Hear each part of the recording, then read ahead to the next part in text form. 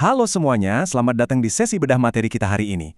Pernah nggak sih kepikiran kalau makanan yang Anda konsumsi itu efeknya jauh lebih besar dari sekedar bikin perut kenyang?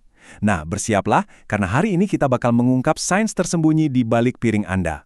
Kita akan melihat bagaimana hal-hal yang kita makan itu secara harfiah bisa memprogram ulang cara kita berperilaku. Hari ini kita membedah topik yang super menarik dan didukung data ilmiah yang kuat, psikologi nutrisi. Coba ditanya ke diri sendiri, apakah menu makan siang Anda benar-benar menentukan suasana hati Anda seharian? Kita semua pasti tahu rasanya hangry, alias marah karena lapar, kan? Perut keroncongan dan tiba-tiba aja, hal sekecil apapun bikin kita emosi. Tapi, sains yang bakal kita bahas hari ini melangkah jauh melampaui sekedar rasa lapar biasa. Kita lagi ngomongin soal perubahan karakter dan temperamen jangka panjang yang dipengaruhi langsung sama apa yang ada di piring Anda. Untuk hari ini peta jalan kita. Kita akan mulai dari konsep psikologi nutrisi, lalu melihat apakah diet hewani memicu agresi, dibarengi bukti risetnya.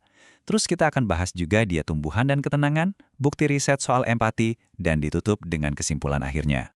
Oke, langsung aja kita masuk ke bagian pertama, psikologi nutrisi, makanan dan jiwa.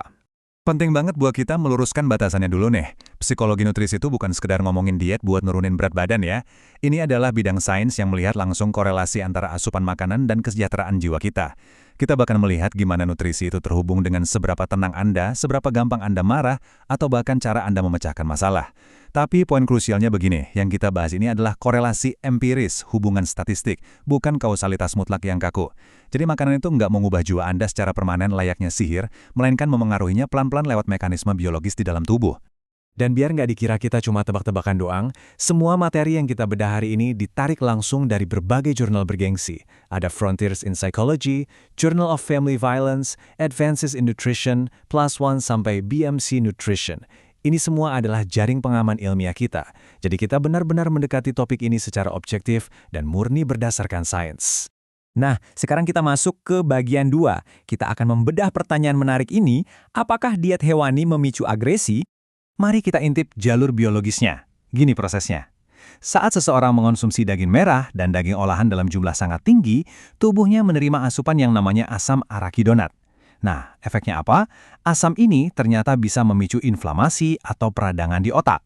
Peradangan ini kemudian mengganggu dan bahkan menurunkan produksi serotonin, yaitu hormon yang jadi rem untuk menjaga kita tetap tenang. Di saat yang bersamaan, kondisi ini juga dikaitkan dengan peningkatan hormon testosteron. Rantai reaksi biokimia ini nih yang pada akhirnya bikin seseorang berpotensi jadi lebih reaktif secara emosional dan rentan terhadap agresi. Ibaratnya sumbu emosinya jadi lebih pendek. Tapi sains nggak cuma berhenti di urusan biologi, ada juga nih aspek psikologisnya. Literatur riset menyoroti sebuah konsep yang disebut spesiesisme.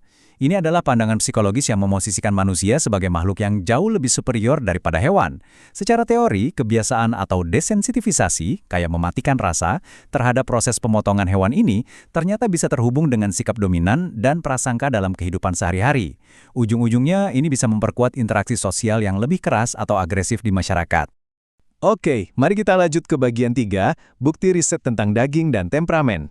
Coba perhatikan riset yang sangat mencolok dari tahun 2023 di Journal of Family Violence ini. Studi yang melibatkan 245 mahasiswa ini menemukan adanya korelasi positif yang nyata antara presentase konsumsi daging dengan tingkat agresi terhadap pasangan intim. Dan ini berlaku baik secara fisik maupun psikologis loh. Ini bukan sekedar cerita dari mulut ke mulut. Ini adalah data terukur yang menunjukkan kalau memang ada hubungan kuat antara apa yang masuk ke perut kita dengan seberapa reaktifnya emosi kita saat di rumah. Tapi, yang paling bikin geleng-geleng kepala adalah angka ini, 20 hingga 30%. Dalam sebuah studi kasus di BMC Nutrition, peneliti mengamati sekelompok pria parubaya yang punya gejala agresi sangat tinggi. Setelah mereka diberi intervensi, yaitu dengan mengurangi asupan daging dan lemak hewani, tebak apa yang terjadi? Tingkat agresi mereka benar-benar turun drastis, sebesar 20-30%. Fakta ini nunjukin kalau temperamen kita itu ternyata jauh lebih gampang disetel ulang lewat makanan daripada yang kita bayangkan selama ini. Buat ngasih gambaran yang lebih jelas, mari kita bandingkan langsung. Di satu sisi, dari diet hewani kita punya pemicu peradangan, mulai dari asam arakidonat, inflamasi otak, sampai testosteron yang tinggi. Ibaratnya ini pedal gas buat emosi. Tapi di sisi sebaliknya, kita punya rem biokimia dari tanaman. Ada serat, omega 3, hormon penenang GABA, serotonin, dan mikrobiota usus yang super positif. Masuk ke bagian 4. Sekarang kita akan fokus bahas sisi sebaliknya, diet tumbuhan dan ketenangan. Kalau dipikir-pikir, diet berbasis tumbuhan ini bekerja layaknya kotak P3K biologis buat otak Anda. Nutrisi dari makanan seperti kacang-kacangan, alga, sayur, dan buah itu kaya banget akan serat, antioksidan, dan omega-3. Ini nggak cuma urusan pencernaan yang lancar ya. Nutrisi ini secara aktif bekerja memadamkan inflamasi sistemik di seluruh tubuh Anda. Dan yang jauh lebih penting, serat ini bakal menciptakan lingkungan usus yang sehat. Mikrobiota usus inilah yang jadi pabrik utama buat memproduksi serotonin dan GABA, yaitu neurotransmitter yang mutlak Anda butuhkan supaya emosi tetap stabil, lebih sabar, dan gak gampang meledak-ledak. Mari kita lihat pembuktiannya di bagian 5, bukti riset tentang tumbuhan dan empati. Data yang satu ini beneran narik perhatian. Ada sebuah studi longitudinal di tahun 2022 yang diterbitkan di Nutrition Journal. Mereka mengikuti sekelompok remaja di Iran, dan coba tebak hasil temuannya. Remaja dengan pola makan yang tinggi akan tumbuhan ternyata memiliki korelasi yang sangat kuat dengan skor agresi yang jauh lebih rendah, sekaligus menunjukkan tingkat kesabaran yang jauh lebih tinggi. Nah, poin krusialnya ada di angka 15% ini.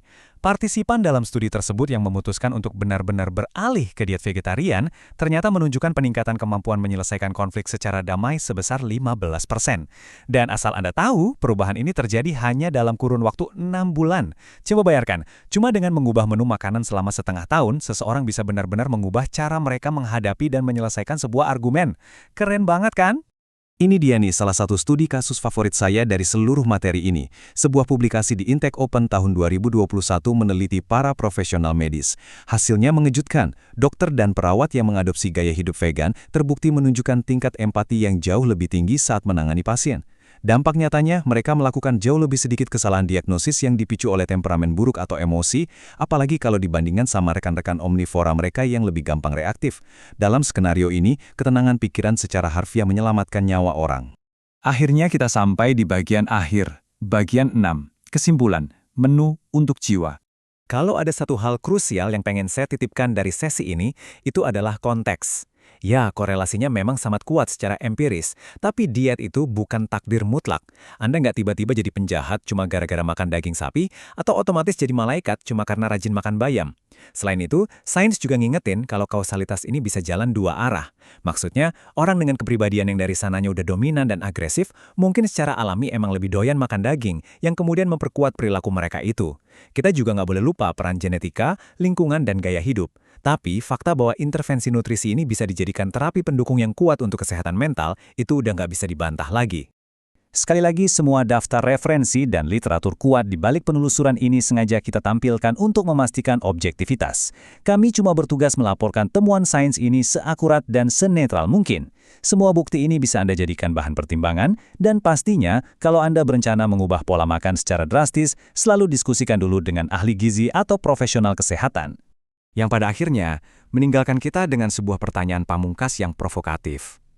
Setelah semua data sains yang baru aja kita bedah bareng-bareng ini, kita jadi tahu kalau makanan di atas piring kita nggak cuma membangun sel-sel otot, tapi sangat berpotensi memahat karakter dan kepribadian kita.